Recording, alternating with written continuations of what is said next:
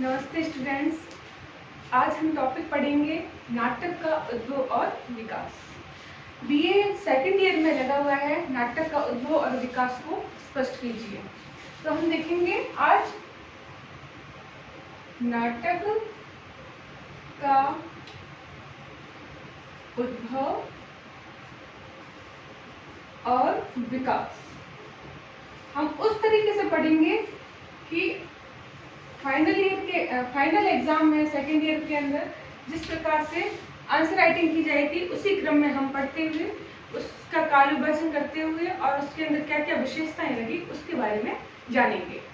सबसे पहले हम ये देखेंगे कि नाटक जो विधा है और नाटक विधा का ये जो शब्द है नाटक, इसका क्या अर्थ होता है, इसके अंदर क्या क्या ये जो नाटक विधा है ये क्या विशेषताएं लिए हुए हैं।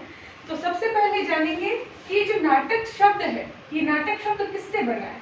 ये बना है नट धातु से। नट धातु से बना है, जिसका अर्थ क्या होता है, जिसका अर्थ होता है अभिनय करना। अभिनय करना। तो अभिनय के माध्यम से किसी विषय को उठाकर घटनावर्ग क्रम रूप से मंच पर मंचित जो क्रिया होती है, जिसे दर्शक जो है वो देखते हैं और उसका आनंद लेकर उस विषय को जानने की कोशिश करते हैं।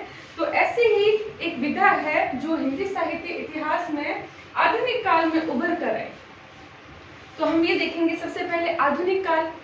तो जैसा हमें सब पता है कि हिंदी साहित्य के इतिहास को 4 कालखंडों में बांटा गया है: आदिकाल, भक्तिकाल, रीतिकाल और आधुनिक काल। आदिकाल, भक्तिकाल और रीतिकाल के बाद जो आधुनिक काल आया, उस आधुनिक काल की समय सीमा कही जाती है, कोई कहता है 1850 से 1857 से लेकर आधुनिक काल जो है अब तक जो चल रहा है, ये सारा संपूर्ण क्या है, आधुनिक काल है। इस आधुनिक काल में सन 1850 से जो भी विकास हुआ, जो साहित्य के क्षेत्र में जो विकास हुआ, उसका अध्ययन हम हिंदी साहित्य के इस भाग में या काल विभाजन में करते हैं। अब जैसे विभिन्न जो इतिहासकार हुए हैं, विद्वान हुए हैं हिंदी साहित्य के, उसमें से एक विद्वान है आचार्य रामचंद्र शुक्ल, जो हिंदी साहित्य के इतिहास के मील के पत्थर कहे जाते हैं। आचार्य रामचंद्र शुक्ल जो है वो आधुनिक काल को क्या बोलते हैं, गद्य काल। जो गद्य काल बोलते हैं, तो गद्य काल कहने का मतलब एक सीधी सादी या सीधे रूप में हम इस गद्य काल से ये समझ सकते हैं कि इस काल में गद्य की रूपरेखा जो है बननी शुरू हो गई थी और आज इस समय वर्तमान समय तक उसने बहुत ही विस्तृत रूप धारण कर लिया है। अब जो गद्य काल है, उस गद्य काल की जो विशेष बात थी वो क्या थी कि हम जैसे देखते हैं कि आदिकाल, भक्तिकाल और रीतिकाल, इन तीनों कालों में जो भी काव्य रचनाएं की गई, उन काव्य रचनाओं की जो भाषा थी वो संस्कृत अपभ्रंश से होती हुई क्या हो गई, अवधि और ब्रज में सर्वाधिक रचनाएं लिखी गई। अब ब्रज जो थी वो रीतिकाल में आते आते मुख्य भाषा बन गई थी। रीतिकाल के जो संपूर्ण कवि है वो कवि मुख्य रूप से ब्रज भाषा का प्रयोग अपनी रचनाओं में कर रहे थे। अब जब गद्य काल आया तो गद्य काल में पहली बार कविता के साथ में गद्य को भी साहित्य का रूप समझा जाने लगा। चूंकि कविता को पढ़कर उसका सीधा अर्थ लगाना हर किसी के मतलब बस की बात नहीं होती है, आसानी से उसका अर्थ समझना कठिन होता है। लेकिन गद्य एक ऐसी रचना होती है जो वाक्यों के रूप में स्पष्ट रूप से कही जाती है और उसको एक कथा के रूप में मतलब गढ़ा जाता है।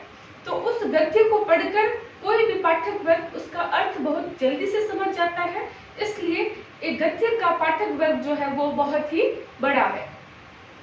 अब हम देखते हैं कि जब आधुनिक काल आता है, जिसे आचार्य रामचंद्र शुक्ल गद्य काल कहते हैं, इस गद्य काल में सर्वप्रथम दो जो बड़े कहेंगे दो बड़े परिवर्तन नजर आते हैं। वो दो परिवर्तन क्या थे, एक तो था कि अब तक चली आती हुई ब्रज भाषा को क्या रूप दे दिया गया, खड़ी बोली के रूप में मतलब प्राथमिकता दी जाने लगी, अर्थात गद्य जो था वो ब्रज भाषा के स्थान पर खड़ी बोली में लिखा जाने लगा। अब खड़ी बोली जो है वो आधुनिक काल में सामने आती है। दूसरी बात क्या थी? दूसरी बात थी कि अब तक जो कविता के क्षेत्र में कवियों ने अपनी रुचि जाहिर की थी, वो अब गद्य के रूप में आने लगी, और वो गद्य की जो विधाएं थी वो अलग अलग विधाओं के रूप में कवि जो थे वो लेखक के रूप में उभर कर सामने आने लगी। इन गद्य विधाओं के नाम है, जैसे हम कहेंगे नाटक विधा, निबंध विधा, आलोचना विधा, कहानी विधा, उपन्यास विधा, फिर अन्य जो विधाएं थी गद्य की, रेखा चित्र, रिपोर्टाज, यात्रा वृत्तांत, डायरी इत्यादि जो रचनाएं थी, ये सारी क्या है? गद्य की रचनाएं हैं। तो इस गद्य की रचनाओं में भी हम मुख्य रूप से देखते हैं, जैसे कि हम बात कर रहे हैं किसकी? नाटक। तो नाटक जो विधा है, इस देखते हैं कि आधुनिक काल में सर्वप्रथम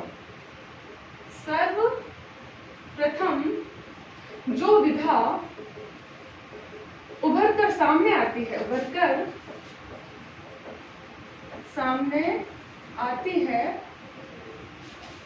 वो कौन सी विधा थी? नाटक विधा थी। एक तो ये बात होगी। दूसरी बात ये कि संस्कृत के जो आचार्य थे, चूंकि हमारे जो हिंदी साहित्य के जो काव्य लक्षण हैं, काव्य गुण हैं, वह संस्कृत के आचार्यों से ग्रहण किए गए। जैसा कि हमें पता है कि शुरुआती जो हमारा साहित्य था, उस समय हमारी जो वैदिक समय की जो भाषा थी वो क्या थी? संस्कृत थी। तो संस्कृत के आचार्यों ने कई अपने नियम और लक्षण दिए, जिनका अनुकरण करके हमारे हिंदी साहित्य के इतिहासकारों, कवियों इत्यादि ने कई प्रकार की रचनाएं लिखी। तो दो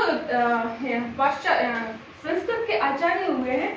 एक का नाम है भरत मुनि और एक का नाम है धनंजय।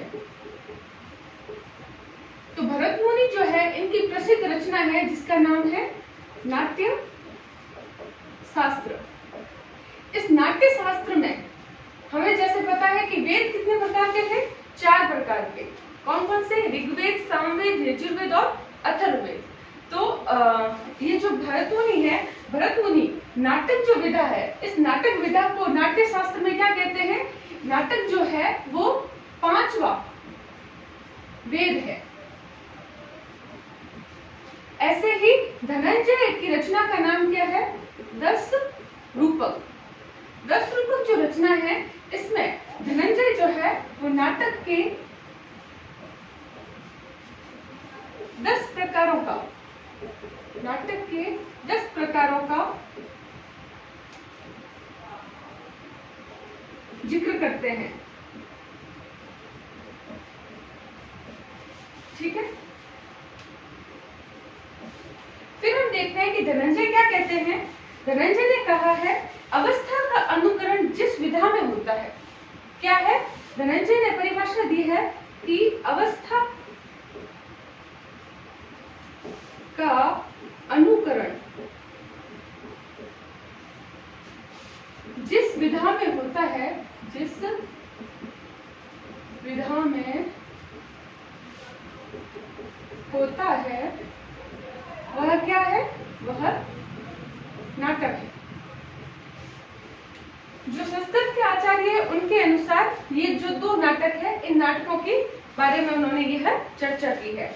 अब हम देखेंगे कि जैसे मैंने आपको बताया कि गद्य काल जो है, उस गद्य काल में जो नाटक विधा है, इस नाटक विधा के बारे में कहा जाता है कि जैसे हमारा भारत देश क्या था? सन 1945 से पहले क्या था? गुलाम था। हम आजाद हुए उससे पहले हमारे जो समाज में घट रहा था, जैसी स्थितियां थी, वो समाज, जैसे हम कहते हैं कि साहित्य जो है वो समाज का दर्पण है, अर्थात साहित्य के अंदर उस समय में समाज में जो घटनाएं घटित होती थी, उसका अनुभव और उसका असर ही उस समय के लेखक और व्यक्तियों पर पड़ता था। तो उन लेखकों ने उस समय में जो अनुभव किया, जो देखा और जो उनको लगा कि उनको लिखने से जनता जागरूक होगी या उससे जनता को हमारे समाज में घट रहे हकीकत की घटनाओं से जो है वो हकीकत की घटनाओं से रूबरू हो पाएंगे। तो उस समय जो घटा जा रहा था, जो हो रहा था आधुनिक समय में, आधुनिक काल के समय में, वो समय क्या था? मैंने जैसे आपको बताया सन 1850, सन 1850, सन 1857, दोनों में से एक जो है वो अलग अलग विद्वान जो है अलग अलग सन मानते हैं कि आधुनिक काल की शुरुआत 1857 से हुई। तो 1857 से मानने का कारण था कि हमारे भारत देश में सन 1857 का महासंग्राम जो था, उसको कहा जाता है कि अगर वह सफल हो जाता तो हम 1857 में ही क्या हो जाते? आजाद हो जाते।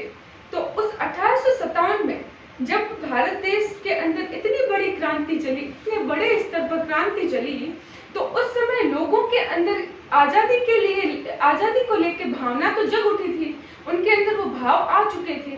तो लेखकों ने क्या किया? अब जनता को जागरूक करने के लिए रचनाएं लिखना शुरू किया। तो जैसे मैंने कहा कि आधुनिक काल में गद्य की शुरुआत हुई, तो नाटक विधा जब उभर कर सामने आती है, तो नाटक विधा को कहा जाता है कि गद्य काल की सर्वप्रथम विधा जो है वो नाटक है। तो इसे क्या कहा जाता है? पुनर्जागरण। पुनर्जागरण को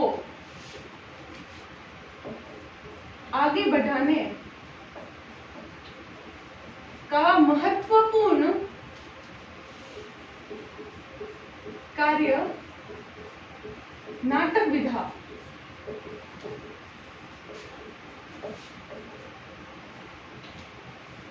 बढ़ चढ़कर किया। तो हम देखते हैं पुनर्जागरण का एक सबसे अच्छा जो माध्यम था वो क्या था? नाटक विधा थी, जिसमें विभिन्न नाटककार जो थे वो अपनी रचनाएं लिखकर समाज में हो रही उस समय जो कुरीतियां थी, समाज में हो रहे जो अत्याचार थे, जो लोगों का शोषण हो रहा था, समाज में जो अंग्रेज और बड़े लोग जो है वो लोगों का जो शोषण कर रहे थे, इन सभी समस्याओं को लेकर जो लेखक है, जो नाटककार है, वो अपने नाटकों के द्वारा जनता को क्या कर रहा था? जागरूक कर रहा था। तो इसलिए इसको क्या कहा गया? पुनर्जागरण का काल। तो शुरुआत में जो हम देखते हैं जैसे आधुनिक काल है, उस आधुनिक काल की शुरुआत जो है वो किसके काल से मानते हैं? भारतेंदु। भारतेंदु जो है इसका जन्म हुआ था सन 1850 ईस्वी में। सन 1850 ईस्वी में जैसे भारतेंदु का जन्म हुआ है, तो जन्म से ही तो उन्होंने कोई ऐसा विशेष काम करना शुरू नहीं किया होगा, जायज सी बात है। लेकिन भारतेंदु जो है उन्होंने इतने साहित्य के क्षेत्र में इतने विशिष्ट कार्य किए कि उसके कारण उनके जन्म से ही इस आधुनिक काल के समय को हम कहते हैं शुरुआत मानी जाती है। तो 1850 से जो भारतेंदु काल है, इस भारतेंदु काल से हम देखेंगे कि नाटक विधा जो है, नाटक विधा जो है वो अपना एक नाटक विधा जन्म लेती है और एक गति पकड़ती है। तो जब जन्म लेती है तो उससे पहले हम कुछ बात करेंगे कि वो बात क्या है। जैसे नाटक जो विधा है, इस नाटक विधा के अंदर क्या होता है? सबसे पहली बात तो ये है कि जीवन जो है, जीवन के समग्र घटनाक्रम, जीवन के समग्र घटनाक्रम को रंगमंचीय आधार देकर प्रस्तुत करना क्या कहलाता है? नाटक कहलाता है। तो ये तो हो गई साधारण सी बात कि नाटक क्या होता है। अब हम देखेंगे कि जो ये नाटक है, इस नाटक के बारे में अलग जो शुरुआत में जो नाटक लिखे गए थे उसके बारे में देखेंगे कि जब आधुनिक काल का भारतेंदु काल जो है, इस भारतेंदु काल से पहले हम देखते हैं कि कुछ प्रसिद्ध नाटक थे जो लिखे गए थे। उन नाटककारों में है, एक तो है प्राणचंद चौहानकृत। प्राणचंद चौहानकृत कौन सा नाटक है? हनुमान नाटक।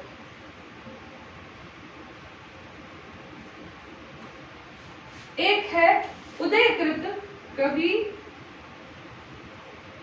उदयकृत, माफी चाहूंगी, हनुमान नाटक नहीं है, रामायण महानाटक।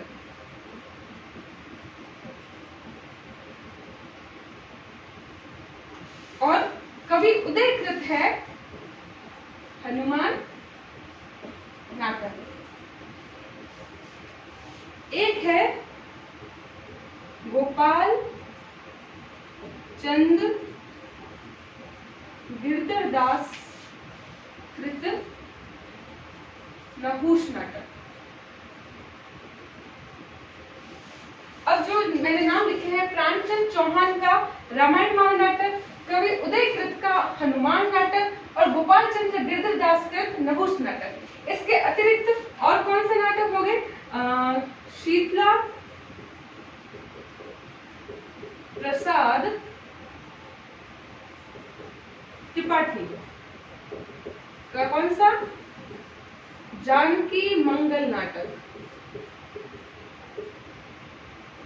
वहीं हम देखते हैं भारतेंदु हरिश्चंद्र का विद्या सुंदर नाटक। एक और है, नाम है महाराज विश्वनाथ सिंह। महाराज विश्वनाथ सिंह का नाटक का नाम है आनंद रघु नंदन। ठीक है। अब मैं ये क्यों लिखा है, सेकंड ये बता देती हूँ।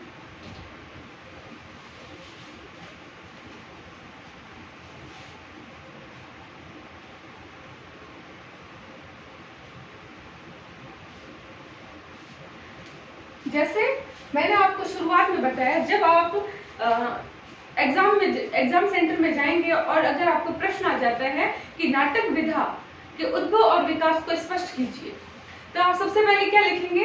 नाटक जो कि नट धातु, जिसका जो अर्थ होता है वो क्या होता है? अभिनय करना।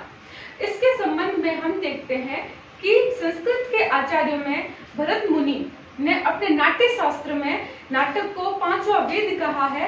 वहीं संस्कृत के आचार्य है धनंजय, जिनकी रचना का नाम क्या है? 10 रूपक। उन्होंने 10 रूपक में नाटक के 10 भेदों के बारे में बताते हुए यह कहा कि अवस्था के अनुकरण, क्या था? अवस्था के अनुकरण जिस विधा में होता है उसको क्या बोलते हैं? नाटक बोलते हैं। इसके बाद हम लिखेंगे कि नाटक विधा के अंदर एक मनुष्य के जीवन की संपूर्ण घटनाक्रम को रंगमंच अवस्था में क्या किया जाता है? प्रस्तुत किया जाता है। तो वह जो रंगमंच पर प्रस्तुत किया गया है उसे क्या बोलते हैं? नाटक बोलते हैं। इसके बाद हम कहेंगे कि नाटक विधा आधुनिक समय की, आधुनिक काल की, जिसे आचार्य रामचंद्र शुक्ल ने क्या कहा है? गद्य काल कहा है। उस गद्य काल की सर्वप्रथम विधा रही है, जिसके अंदर प्रमुख मुख्य जो कार्य किया गया था वो पुनर्जागरण का कार्य था, जिसके माध्यम से तत्कालीन समाज में जागरण की, जन सामान्य को जागरूक करने के लिए रचनाएं लिखी जा रही थी। तो इसी उद्देश्य को लेते हुए यह नाटक विधा जो है वो शुरू होती है। हम देखते हैं कि शुरुआती दौर में जो नाटक थे, उन नाटकों का जो क्रम चलता है उसमें कुछ नाटक, जैसे प्राणचंद्र ये जो है प्राणचंद्र चौहान जो है उसका रामायण महानाटक, और कवि उदयकृत जो है वो नाटक है हनुमान नाटक, तथा गोपाल चंद्र गिरधरदास कृत नहुष नाटक। इन नाटकों को लेते हुए विभिन्न जो मत चला वह यह चला कि इनमें से किसको पहला नाटक कहा जाए, किंतु इनको नाटक की श्रेणी में हम आगे जाके देखते हैं कि नहीं स्वीकृत किया गया, क्योंकि इस जैसे नाटक क्या है? एक गद्य विधा है। गद्य के अंदर छंदबद्ध रचना नहीं होती है, तो यह इसके अंदर जो रचना की गई वो पद्यबद्ध थी, जो कि पद्य क्या होता है? जो छंदबद्ध रचना होती है वो पद्य होता है, और गद्य जो है वो छंदबद्ध नहीं होती है। तो इन रचनाओं में हम देखते हैं पद्यात्मक जो गुण थे वो होने के कारण इसको गद्य की रचना की कोटि में नहीं रखा गया। फिर देखते हैं कि एक रचना है गोपाल चंद्र गिरधरदास की नहुष नाटक। तो उसके संबंध में जैसे मैंने अभी नाम बताया भारतेंदु हरिश्चंद्र, भारतेंदु हरिश्चंद्र के पिता का नाम था गोपाल चंद्र गिरधर दास। तो वो जो है वो नहुस नाटक को पहला नाटक मानने की बात करते हैं। लेकिन फिर हम देखते हैं कि शास्त्रीय नियम के अनुसार, जो नाटक के जो शास्त्रीय नियम है उसके अनुसार एक लेखक हुए हैं जिनका नाम है महाराजा विश्वनाथ सिंह। महाराजा विश्वनाथ सिंह जो है उनके नाटक का नाम है आनंद रघुनंदन। इसको हिंदी का पहला नाटक माना जाने लगा। लेकिन फिर हम देखते हैं कि इसके अंदर भी नाटक के जो तत्व होते हैं उन तत्वों की जो पुष्टि है वो इतने सही तौर पर या मुख्य रूप से इसमें भी कुछ कमी पाई गई। तो एक नाटक आता है शीतला प्रसाद त्रिपाठी का, वो था जानकी मंगल। जानकी मंगल नाटक जो था वो अभिनय की दृष्टि से जो था वो एक सशक्त नाटक था, समृद्ध नाटक था। तो जानकी मंगल को एक नाटक की कोटि में रखा जा सकता था, लेकिन हम तभी देखते हैं सन 1868 में जानकी मंगल आया और सन 1868 में ही भारतेंदु का अनुदित नाटक आ गया विद्या सुंदर। अब भारतेंदु का जो नाटक आया विद्या सुंदर,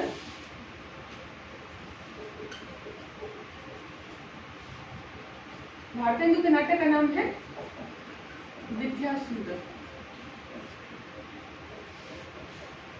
अब विद्या सुंदर जो नाटक था, इस विद्या सुंदर नाटक की शुरुआत जो है वो मतलब उनके द्वारा लिखा गया और इसके कारण ये जो जानकी मंगल नाटक था इसके अंदर वो गुण तो थे, लेकिन यह इससे ज्यादा नाटक के तत्वों के गुणों की पुष्टि करता हुआ नजर आता है। इसलिए भारतेंदु से नाटक विधा की शुरुआत मानी जाने लगी। उससे पहले नाटक लिखे तो गए, लेकिन किन्हीं कमियों के कारण उसको नाटक विधा में पूर्ण रूप से स्वीकार नहीं किया गया और उससे शुरुआत नहीं मानी गई। अगर नाटक विधा की शुरुआत मानी गई तो वह भारतेंदु से मानी जाती है। और उससे पहले यह जरूर कहा गया कि हिंदी का पहला जो नाटक है वो महाराज विश्वनाथ सिंह का आनंद रघुनंदन है, जो लगभग कब लिखा गया था, 1700 ईस्वी में लिखा गया था। अब हम भारतेंदु से जब नाटक की शुरुआत मान रहे हैं तो एक बात और कहेंगे, क्या अब इसमें ऐसे लिखेंगे कि तब हम देखते हैं जब भारतेंदु हरिश्चंद्र नाटक विधा में उभर कर सामने आते हैं तो उन्होंने एक आलोचनात्मक सैद्धांतिक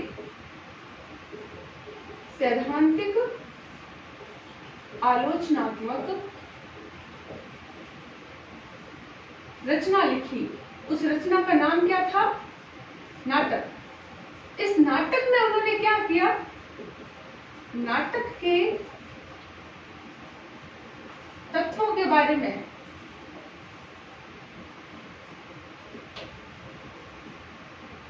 विस्तृत जानकारी दी और विस्तृत जानकारी देकर इन्होंने एक सैद्धांतिक आलोचना लिखी, सैद्धांतिक आलोचनात्मक रचना जिसका नाम है नाटक। उस नाटक रचना में उन्होंने नाटक के तत्वों के बारे में विस्तृत जानकारी देते हुए एक बड़े नाटक वर्ग का यानी कि अन्य और नाटककारों को जन्म दिया, नाटककारों को लेखकों को नाटक लिखने के लिए प्रेरित किया। तो इस तरीके से हम देखते हैं भारतेंदु जी एक बड़ा वर्ग तैयार करते हैं जो गद्य में नाटक विधा को लिखने का कार्य शुरू करते हैं। इस कारण किसी एक लेखक का इतना वर्चस्व होने के कारण ही हम देखते हैं एक पूरे कालखंड का नाम क्या पड़ जाता है, भारतेंदु युग या भारतेंदु काल। तो उनकी किसी न किसी इन विशिष्ट गुणों के कारण ही इस एक काल विशेष का नाम क्या पड़ जाता है, भारतेंदु काल। तो भारतेंदु जब उभर कर सामने आते हैं और नाटक रचना में नाटक के तत्वों के बारे में विस्तृत जानकारी देते हैं और अन्य बड़े एक नाटक वर्ग को शुरू करते हैं, तो हम देखते हैं कि नाटक की शुरुआत जो है वो भारतेंदु हरिश्चंद्र से मानने लग जाते हैं।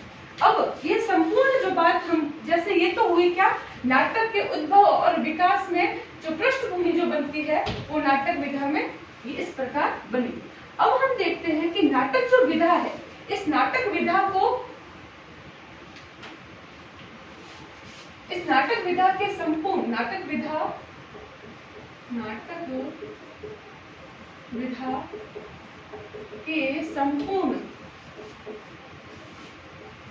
अध्ययन को हम 3 कालखंडों इस नाटक विधा के संपूर्ण अध्ययन को हम 3 कालखंडों में बांट सकते हैं। वो 3 कालखंड कौन से हैं? पहला भारतेंदु युगीन नाटक, दूसरा प्रसाद युगीन नाटक, तीसरा भारतेंदु युगीन नाटक, प्रसाद युगीन नाटक और प्रसादोत्तर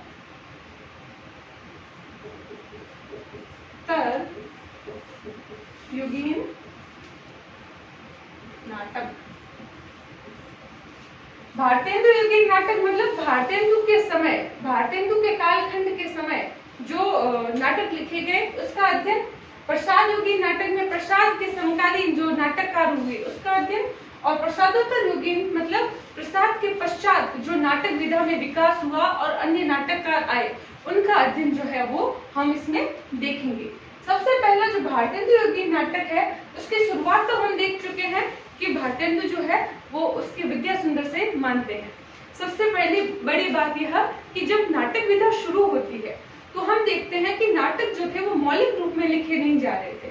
हमारे जो हिंदी जो भाषा है इसमें जो हिंदी के नाटककार है उन्होंने हिंदी के नाटककारों ने विभिन्न जो विदेशी भाषाएं थी उन विदेशी भाषाओं के नाटकों का अनुवाद करके और फिर अपने नाटक विधा या गद्य विधा की शुरुआत की थी। तो हम देखते हैं कि नाटक विधा की शुरुआत जो है वो भारतेंदु अनुदित नाटकों से करते हैं, जिनका पहला जो विद्या सुंदर जो नाटक है वो संस्कृत का एक नाटक है चौर पंचाशिका। तो चौर पंचाशिका का हिंदी अनुवाद क्या था? विद्या सुंदर नाटक। तो विद्या सुंदर नाटक के अतिरिक्त उन्होंने और कितने कुल 8 जो नाटक है वो अनुदित 8 नाटकों को लिखा है। और उसके बारे में लिखते हुए हम देखते हैं कि एक क्रम ऐसा चला कि ये अनुदित नाटक लिखते लिखते भारतेंदु हरिश्चंद्र जो है वो अपनी मौलिक नाटक लिखना शुरू करते हैं, जिनका पहला भारतेंदु हरिश्चंद्र का पहला मौलिक नाटक था वैदिक हिंसा न भवति। तो उससे वह क्या करते हैं? मौलिक नाटकों की शुरुआत करते हैं। तो भारतेंदु युगीन जो नाटक है इस नाटक में हम देखते हैं कि मुख्य रूप से जो अनुदित और मौलिक शुरुआत जो थी वो अनुदित नाटकों से होती है। और फिर हम देखते हैं कि भारतेंदु युगीन जो नाटककार थे वो मौलिक रूप में भी अपने नाटक लिखना शुरू कर चुके थे। अब हम अगली क्लास में पढ़ेंगे कि भारतेंदु युगीन नाटक और उसके नाटककारों की क्या विशेषताएं हैं, प्रसाद युगीन नाटक और नाटककारों की क्या विशेषताएं और प्रसादोत्तर युगीन नाटक और नाटककारों की क्या विशेषताएं हैं। इन विशेषताओं को पढ़ते हुए हम उद्भव और विकास को कंप्लीट कर लेंगे। अगर आपको इस जो पढ़ाया गया है उसमें कुछ समझ नहीं आया है या फिर आपकी कोई जिज्ञासा है कुछ प्रश्न करने की तो आप कमेंट बॉक्स में कर सकते हैं। धन्यवाद।